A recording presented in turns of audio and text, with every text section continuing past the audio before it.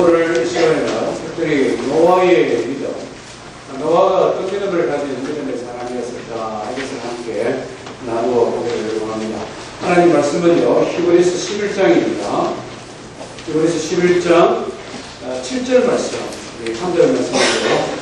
한 목소리로 같이 읽어보도록 하겠습니다. 히브리서 11장 7절입니다. 시작.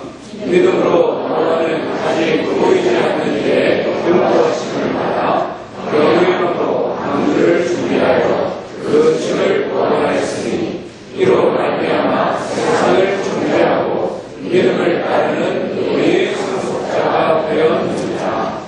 아멘.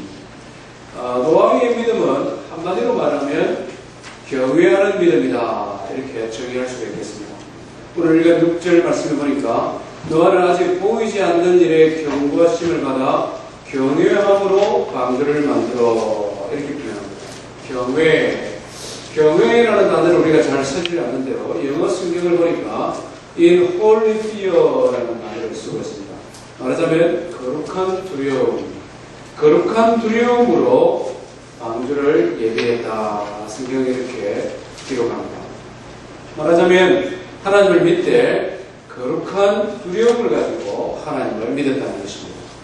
그의 마음에 거룩한 두려움이 있었기 때문에 하나님을 믿었고 하나님의 말씀에 귀를 기울였고 결국 방주를 예배하라라는 말씀을 따라 방주를 예배하였고 그 결과 그의 집안을 구원했을 뿐만 아니라 오늘 하나님의 말씀처럼 의의 상속자가 되었다, 하나님 앞에 의를 인정받는 자가 되었다 하는 것입니다. 한마디로 말하면 거룩한 믿음입니다. 하나님을 빌 때 거룩한 두려움을 가지고 하나님을 믿는 것. 오늘 이 시대에 우리가 노아의 믿음에 관심을 가지고 배워야 되는 이유가 참 많이 있습니다. 왜 그런가 하니까 이 시대가 바로 노아의 시대와 같이 점점점 살아가는 범죄한 시대이기 때문에 그렇습니다. 예수님께서 친히 우리에게 말씀하셨습니다. 마태복음 24장은 말세에 일어날 징조에 대한 예수님의 예언의 말씀인데요. 예수님께서 말세에 일어날 징조에 대하여 쭉 설명을 하시고 난 다음에 말씀하시기를 마지막 때에 세상이 노아 시대와 같을 것이다, 성경이 이렇게 말씀합니다.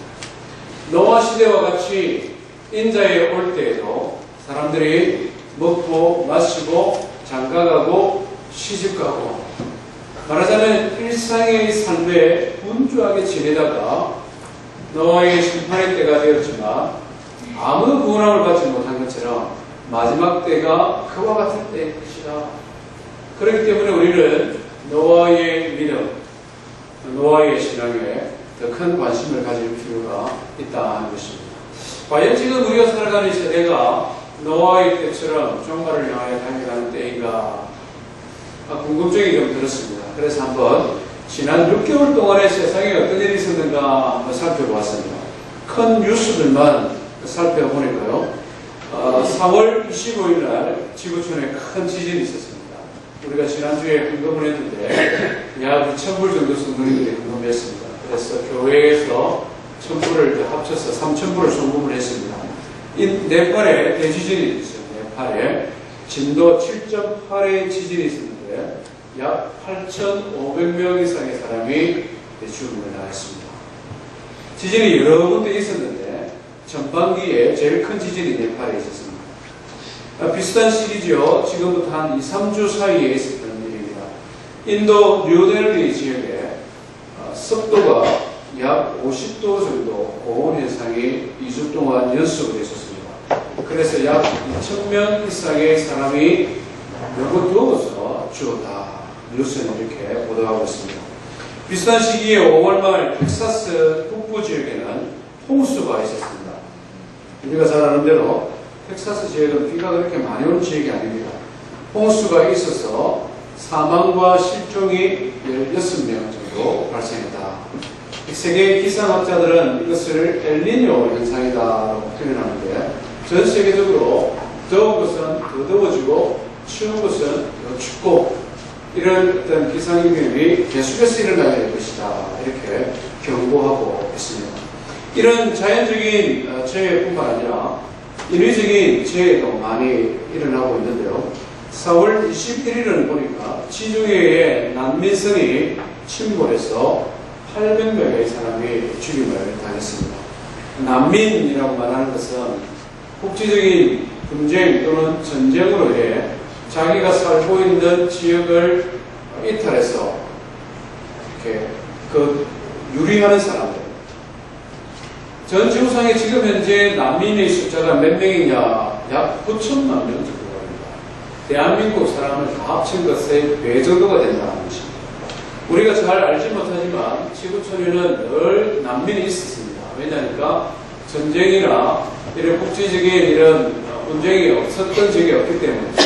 그래서 역사적으로 보면 대략 3천만 명에서 5천만 명의 난민이 있어 왔습니다. 그런데 지금은 최고 정점을 이루고 있습니다. 약 9천만 명.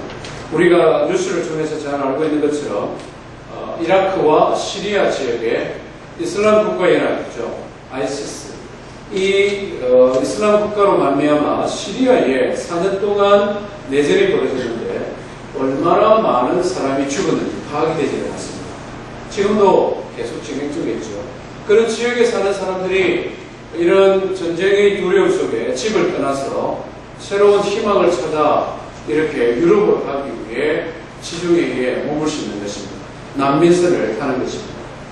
뿐만 아니라 북아프리카 지역에서도 많은 사람들이 유럽으로 가기 위해 난민선에 몸을 싣습니다. 뉴스를 보니까 예전에는 석유나 치아, 광물 이런 것들을 이렇게 불법으로 판매해서 돈을 벌었는데 지금은 사람들을 인신매매 또는 사람들을 수출하는 것이 이런 테러 단체들의 가장 큰 수입원이 된다라고 말합니다. 말하자면 한 사람당 우리나라 돈으로 한 200만 원에서 300만 원 자기들이 가지고 있는 모든 것을 팔아서 살기 위해 난민선을 탑니다. 그런데 이 지중해를 건너다가 그 난민선이라는 것을 보면 정말 조잡한 게 말 그대로 항해사도 없고 엔진도 없고 말 그대로 바람을 이용해서 가다가 침몰하고 그냥 죽는 것입니다. 그런 사람들이 전 지구상에 약 9천 명이 있다. 그런데 이 난민이 점점 더 많아지고 또 죽을 위험이 많은 것은 우리가 잘 아는 대로 유럽 쪽에 테러가 계속 발생을 합니다. 자생적인 테러입니다. 이민자들을 받아들였는데 이 이민자들이 받아들였던 사람들이 테러를 일으키니까 유럽 지역의 거부단체들이 계속 이제 목소리가 높아지기 시작하는 것입니다. 더 이상 이민자들을 받아들이지 마라. 특별히 북아프리카나 무슬림 신앙을 가지고 있는 이민자들, 난민들에 대해서는 더 강력한 입장을 취하고 있다는 것입니다. 전쟁과 난리가 거침이 없다는 것입니다. 질병도 무수전도수인 것은 사실입니다. 한국은 메르스 때문에 홍역을 치렀습니다. 그런데 비슷한 시기에 홍콩에서는 독감이 발생해서 2주 사이에 약 200명의 사람이 죽임을 당했습니다. 이 모든 것이 지난 6개월 사이에 있었던 일입니다. 한마디로 난리 맞죠? 난리 아닙니까? 우리가 살고 있는 미국이 전 세계의 1%의 부자 나라가 있지 않습니까? 우리 몽고메에 사는 사람들은 전 세계의 1% 내지 2% 안에 드는 최소한으로 봐도 5% 안에 살아가는 부자들입니다.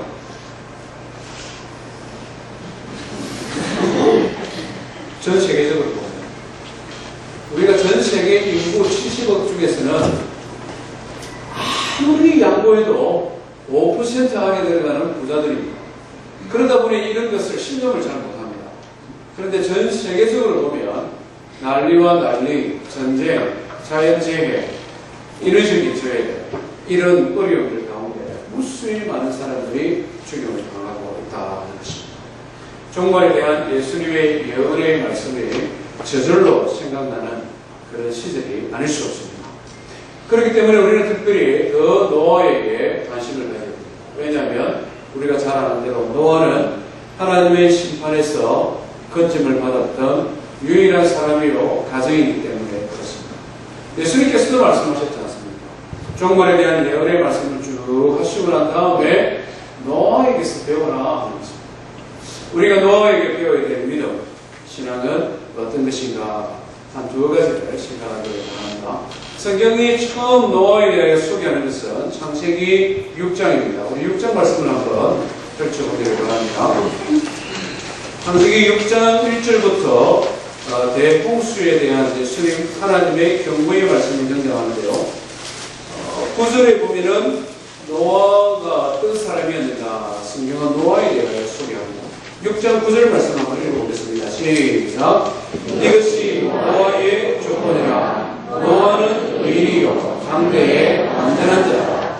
그는 하나님과 동행하였으며.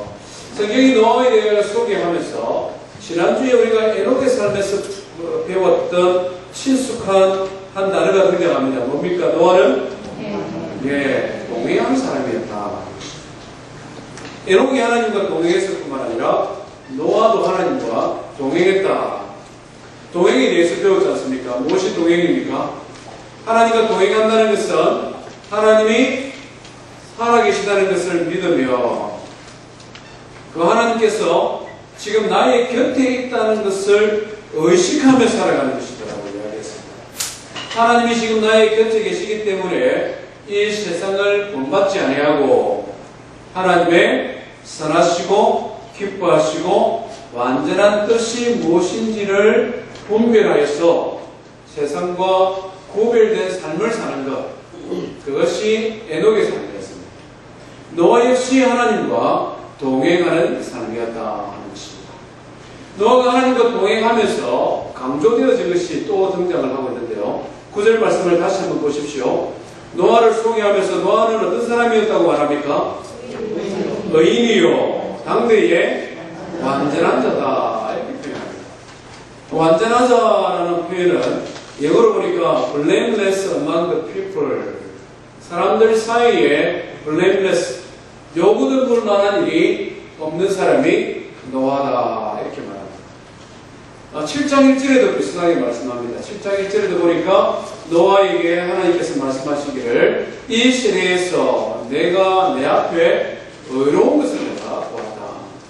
노아의 삶의 특징은 하나님과 동행했는데 의로웠다는 것입니다. 하나님의 동행의 특징을 지난주에 말씀드린 걸 다시 한번 궁금증해 보십시오. 하나님의 살아계심을 믿고 상 주시는 하나님을 믿는 사람은 하나님 앞에 겸손하게 예배할 뿐만 아니라 하나님의 은혜에 감사하여 누구를 사랑한다? 누구를 사랑한다?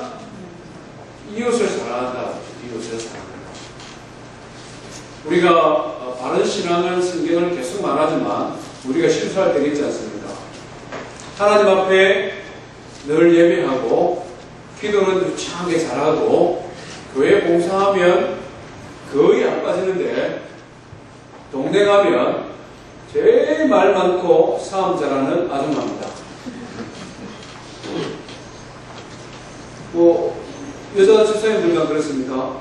남자 집사님들은 넥타이 매고 잠잠게 예배를 잘 드리는데 직장에 가면은 밑에 사람은 잘 괴롭히고 위에 사람한테는 아부자라고 말하자면 비즈니스를 하는데 성공을 위해서는 물불 가리지 아니하는 성공하는 것이 하나님 잘 믿는 것이야. 만약 이런 생각을 가지고 신앙생활을 한다면 하나님과 동행하는 겁니까? 헷갈립니까? 전혀 아니다. 전혀 아니다. 헷갈릴 게 없다는 겁니다.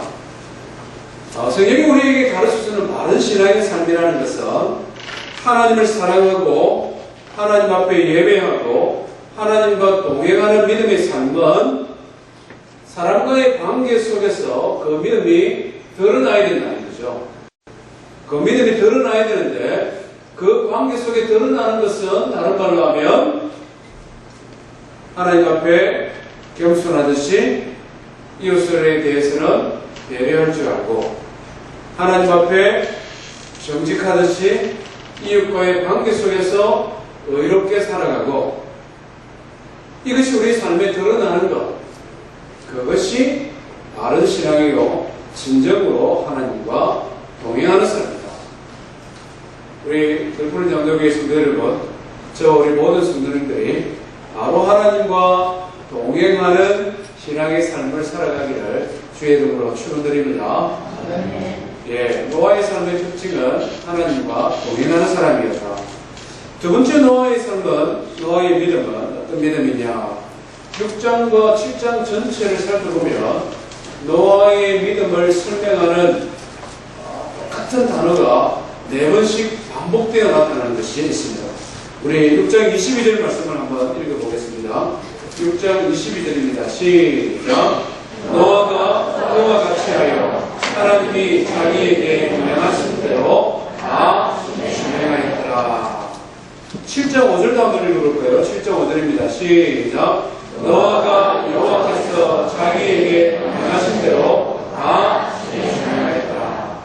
22절과 7장 5절이 똑같이 반복되어지는 문구가 있죠. 뭡니까? 명하신 대로 다 준행하였더라. 노아의 믿음의 특징은 명하신 대로 다 했다. 하나님께서 노아에게 명령하신 대로 다 지켜 행했다는 것입니다. 영어 성경을 보니까 Noah did everything. 내 하고 싶은 것만 했다. 할 수 있을 것 같은 것만 했다. 하면 유익이 될 만한 것만 했다.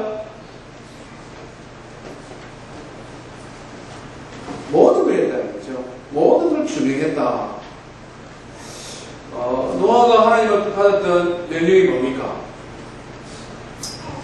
구체적으로 하나님께서 노아에게 큰 하나의 명령을 줬습니다. 그 명령이 뭡니까? 방주를 만들어라. 6장 14절부터 등장합니다. 6장 14절 한번 보십시오. 너는 코페르 나무를 너를 위하여 방주를 만들되, 이렇게 말합니다. 하나님께서는 노아가 만들 방주의 설계도, 모형을 보여주신 것 같습니다. 코페르라는 나무가 있죠. 알렉산더가 유럽을 점령할 때에 무적 함대, 배를 만들었던 나무도 코페르입니다. 지금 현재 바티칸 성당과 성 베드로 성당의 문과 창문의 제도들이 이 코페르 나무라고 합니다.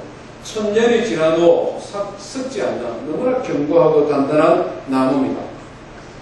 이 나무를 가지고 배를 만들어라. 배를 만드는데 보니까 3층 구조를 만들었습니다. 3층이고 그 사이사이에는 무엇을 만들어라? 칸을 만들어라. 이렇게 사이사이에는 칸을 만들고, 그리고 안팎으로 무엇을 발라라? 역청을 발라라. 지금도 역청은 방수 재료로 사용되어지는 아주 유용한 물질이죠. 이렇게 방주를 만들으라고 하나님께서 명령했습니다. 노아가 어떻게 했다고요? 그대로 다 준행하니라. 방주를 만드는 것이 참 대단한 일이 아닐 수 없습니다. 크기를 보니까요. 성경에 말씀해 보니까 길이가 300규빗이다. 규빗은 보통 작년에 이 손가락 끝에서부터 팔꿈치까지의 길이가 규빗입니다. 한 45cm 정도. 그래서 300규빗이면 몇 미터입니까? 45 곱하기 3 하면 나오지 않습니까? 135m 정도. 길이가 135m, 너비가 22.5m, 높이가 13.5m.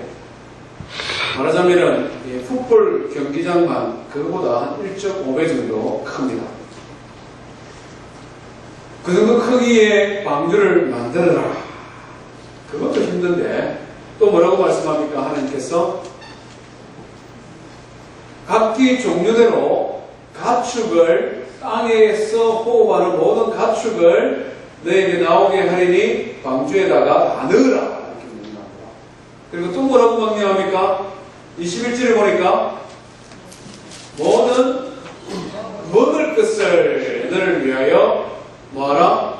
준비해라.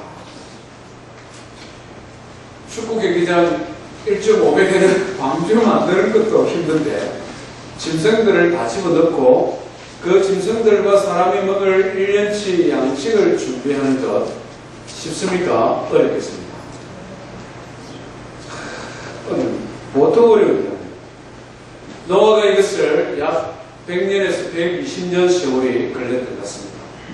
참 대단한 믿음이요, 대단한 헌신이 아닐 수 없습니다. 하루 이틀도 아니고 한 달 두 달도 아니고 1년 2년도 아니고 약 120년. 이런 말씀을 읽으면 제가 믿음이 없어서 그러는지 의심이 생깁니다. 진짜 이게 가능했을까?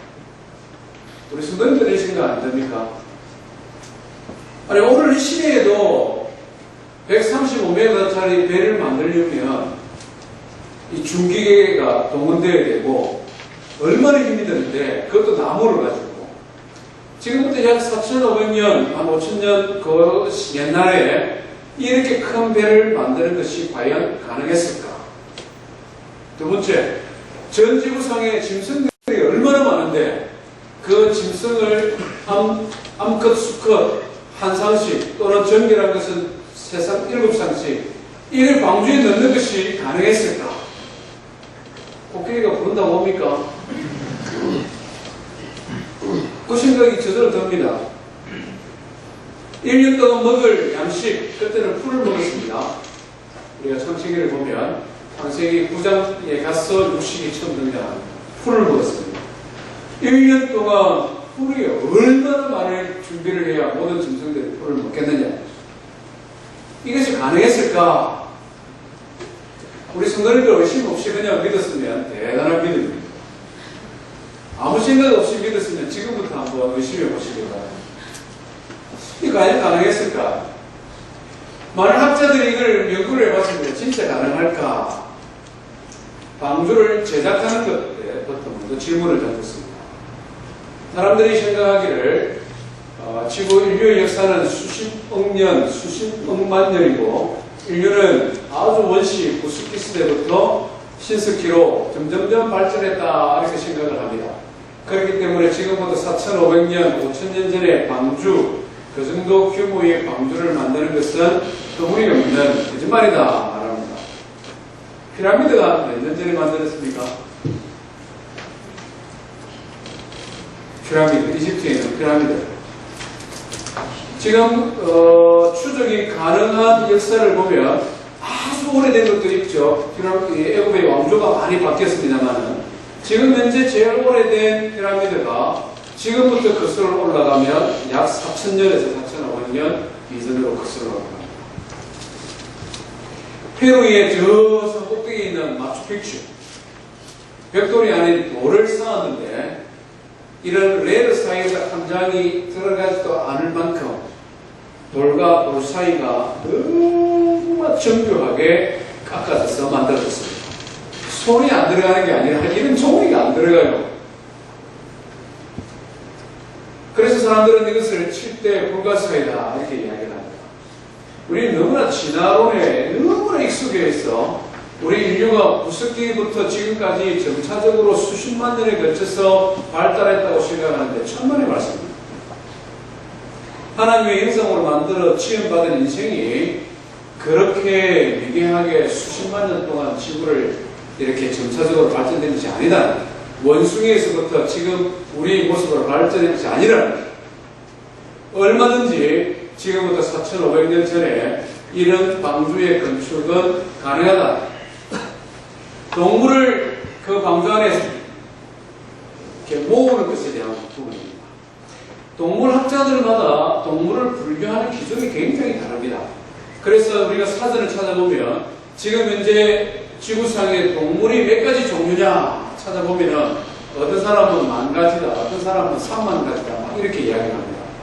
그런데 분류학의 아버지다라고 말을 하는 린네라는 사람, 1707년에서 1778년까지 살았던 사람이 20년 동안에 8,000종류의 식물과 4,162종의 동물을 분류했다. 역사학자들이 이렇게 기록합니다. 분류학의 아버지입니다. 그리고 1758년 마이어라는 사람이 또 동물을 분류했습니다. 이 사람은 현대적인 분류학의 근간을 씌운 사람입니다. 이분이 분류한 것에 의하면 3,500여 종의 포유동물과 8,000종류의 조류가 지구상에 존재한다. 이렇게 발표합니다. 수십만 종, 수백만 종이 아니다는 겁니다. 성경은 여기서 조금 더 나아갑니다. 분류를 어떻게 하느냐면, 성경에서 동물을 분류하는 것은 자연적인 상태에서 교배가 가능하냐, 교배를 하고 난 다음에 이세를 낳을 수 있느냐, 여기에 따라 성경은 동물을 분류했습니다. 그럼 자연적인가 같습니까? 자연 상태에 가만히 두면 교배가 가능하고 이세를 낳을 수 있느냐 없느냐 같은 종류다만, 우리 사람은 몇 가지 종류입니까?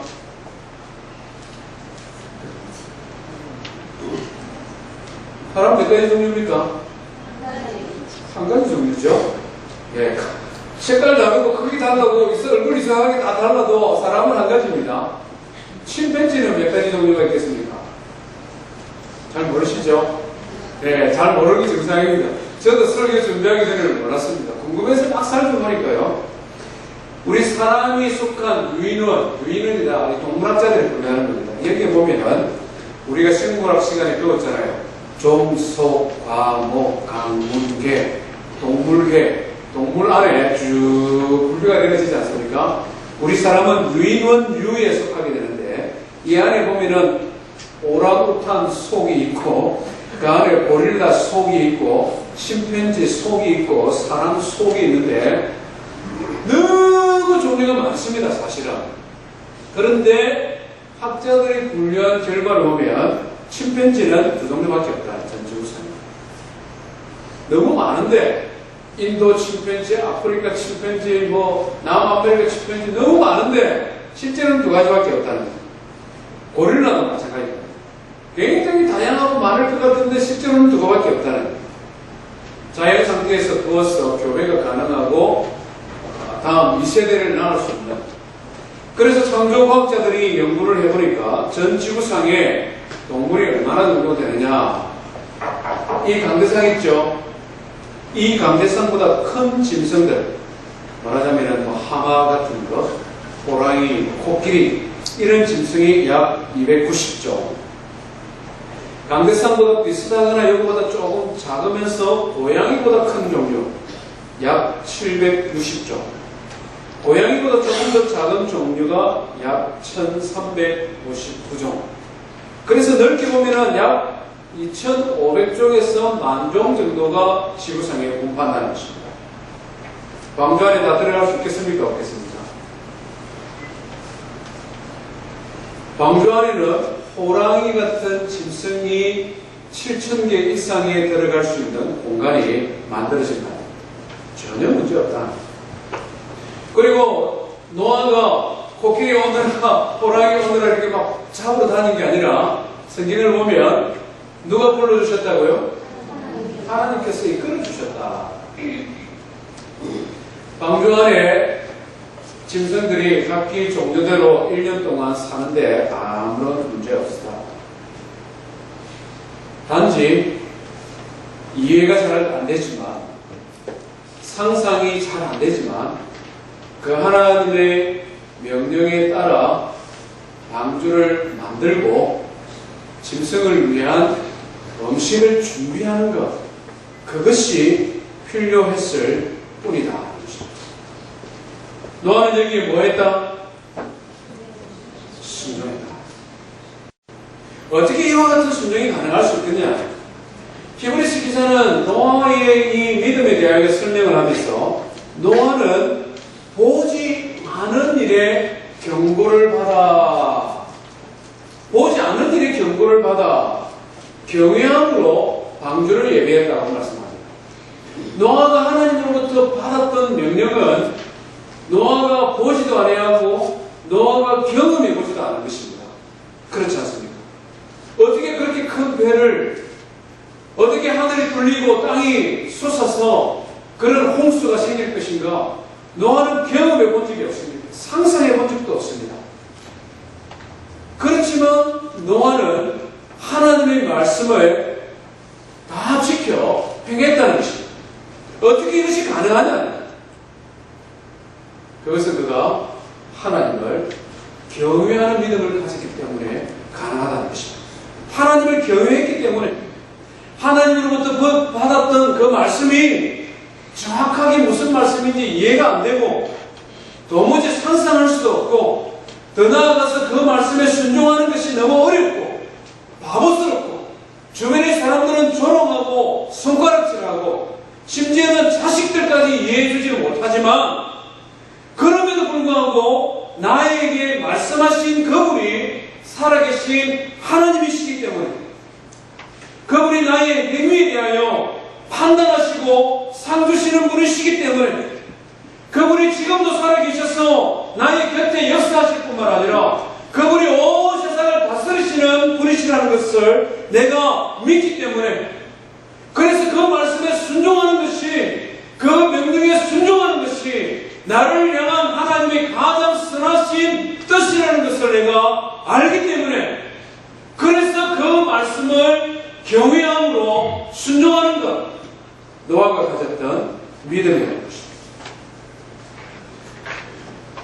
하나님을 경외함으로 믿는 성도 되기를 주의 이름으로 축원드립니다. 마지막 시대에 이런 믿음을 가진 사람이 많지 않을 것이라고 성경은 우리에게 경고합니다. 예수님께서 뭐라고 말씀합니까? 노아전에 홍수전에 노아가 방주에 들어가던 날까지 사람들은 먹고 마시고 장가들고 시집가고 홍수가 나서 저희를 다 멸하기까지 깨닫지 못하였으니 인자의 임함도 이와 같으리라. 예수님이 다시 재림할 때에도 그렇다는 것입니다. 예수님께서는 세상의 종말과 하나님의 심판, 예수 그리스도의 재림에 대하여 너무나 분명히 말씀해 주셨습니다. 그러나 세상은 그 말씀에 귀를 기울이지 아니할 것이라는 것입니다. 노아의 시대에도 귀를 기울이지 않을 뿐만 아니라 오늘 이 시대에도 사람들은 귀를 기울이지 아니할 것이라는 것입니다. 베드로도 역시 우리에게 경고하고 있지 않습니까? 베드로후서 3장 3절에 보니까 이렇게 경고합니다. 먼저 알 것은 이것이니 말씀에 조롱하는 자들이 와서 자기의 정욕을 따라 행하며 조롱하여 이르되 주께서 강림하신다는 약속이 어디 있느냐? 조상들이 잔 후로부터 만물이 처음 창조될 때와 같이 그냥 있지 않느냐? 세상에 조롱하는 사람들이 그렇게 조롱할 것이라는 것입니다. 말씀, 종말, 하나님의 심판, 웃기는 소리 하지 말아라. 조상 때부터 우리 할아버지 때부터 세상은 그랬다는 거예요. 소크라테스도 세상의 젊은이들을 보며 말세라고 혀를 찾고 예전에 우리 할아버지들도 다 요즘 세상 것들 참 젊은 것들 이해 못한다고 말세라고 경고했다는 거예요. 그렇지만 심판은 없고 그렇지만 세상에 종말 오지 아니했다는 것입니다. 조롱할 것이다. 오늘 시대 역시 마찬가지 아닐까요? 예수님의 재림에 대하여 하나님의 심판에 대하여 말을 하면 사람들은 조롱할 것입니다. 싫어할 것입니다. 기분 나쁘게 여길 것입니다. 입장 바꿔놓고 생각하면 이해도 됩니다. 이렇게 살기 좋은데 이렇게 모든 시스템이 완전히 갖춰졌는데 인류 역사상 오늘 이 시대처럼 발달된 문명을 가진 적이 한 번도 없는데 지구상이 아무리 크고 아무리 어려운 일도 다 해결해 왔는데 종말은 무슨 종말입니까? 보지 못한 일에 대한 경고를 받았으나 사람들은 보아야 믿고 이해되어야 받아들이고 이해되어야만 그것을 수용하는 시대가 되다 보니 하나님의 말씀을 이야기하면 조롱하는 시대가 된다는 것입니다. 그러나 사랑하는 성도 여러분, 흔들리지 마시길 바랍니다. 왜 그런가 하니 성경은 너무나 분명히 예수 그리스도의 재림과 하나님의 심판과 세상의 종말에 대하여 경고하고 있기 때문에 그렇습니다. 성경은 한 번도 여기에 대하여 애매한 입장을 취한 적이 없습니다. 구약 성경에 보면 약 230회 이상 세상의 종말에 대하여 예언을 하고 있습니다. 신약 성경은 무수히 많은 말씀으로 세상의 종말에 대하여 말씀합니다. 성경을 10장을 넘기면 한 번 이상 예수님의 이 땅에 다시 재림하실 것과 세상의 종말에 대하여 신약 성경은 예언하고 있습니다. 마태복음 24장에 예수님께서 뭐라고 말씀합니까? 근때에 인자가 이 세상에 임할 징조가 하늘에서 보이겠고 그때에 땅의 모든 족속들이 공곡하며 인자가 구름을 타고 능력과 큰 영광으로 오는 것을 보리라. 예수님께서 신이 말씀하셨습니다. 베드로후서 3장에 뭐라고 경고합니까? 하나님의 날이 임하기를 바라고 간절히 사모하라. 그날에 하늘이 불에 타고 부러지고 물질이 뜨거운 불에 녹아지르니와 우리는 그의 약속대로 의가 있는 곳 새 하늘과 새 땅을 바라보다. 하나님께서는 세상이 불로 심판할 것을 대하여 이미 우리에게 경고하셨고 그것을 몇 번의 모델을 통하여 우리에게 보여주셨습니다. 소돔과 고모라의 역사가 우리에게 증거가 되었습니다. 폼페이의 역사가 우리에게 경고가 되었습니다.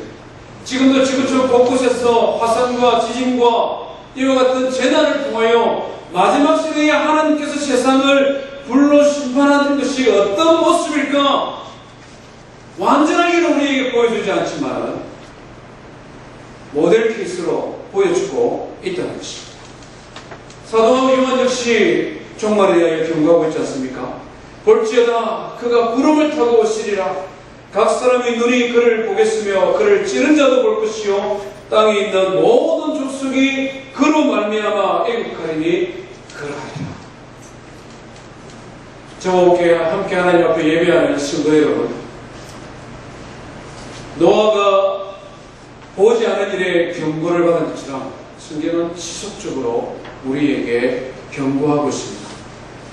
마지막에 있을 하나님의 심판에 대하여 경고하고 있고 예수 그리스도의 재림에 대하여 경고하고 있고 예수 그리스도의 심판과 재림뿐만 아니라 영광스러운 천국의 삶에 대하여 그 소망에 대하여 또한 우리에게 말씀하고 있습니다. 방주를 예배하는 성도되기를 주의 이름으로 축원드립니다. 노아가 경외함으로 거룩한 두려움으로 그의 집에 방주를 만들었지 않습니까? 우리 성도님들의 가정이 하나님을 경외하는 믿음을 가진 자녀들에게 믿음을 계승하는 그런 집이 되어서 성도님들의 가정이 구원의 방주가 되기를 원합니다. 우리의 집, 우리의 교회가 구원의 방주가 되기를 원합니다. 세상에 많은 사람들, 많은 스토리들이 있지만 마지막 주님의 재림과 심판에 대하여 영원한 하나님 나라의 소망에 대하여 말하는 사람들은 많지는 않습니다. 교회의 역할이 무엇입니까? 노아가 120년 동안 하나님의 경고에 대하여 의를 전파하는 자가 되었듯이 우리 역시 이 교회 공동체가 하나님의 심판을 경고하며 예수 그리스도의 재림에 대하여 증거하는 그래서 구원의 방주로 되어지는 저와 우리 모든 성도의 삶이 되기를 주의 이름으로 축원드립니다. 우리 말씀 기억하며 함께 하나님 앞에 찬송하십시다. 찬송가 180장입니다.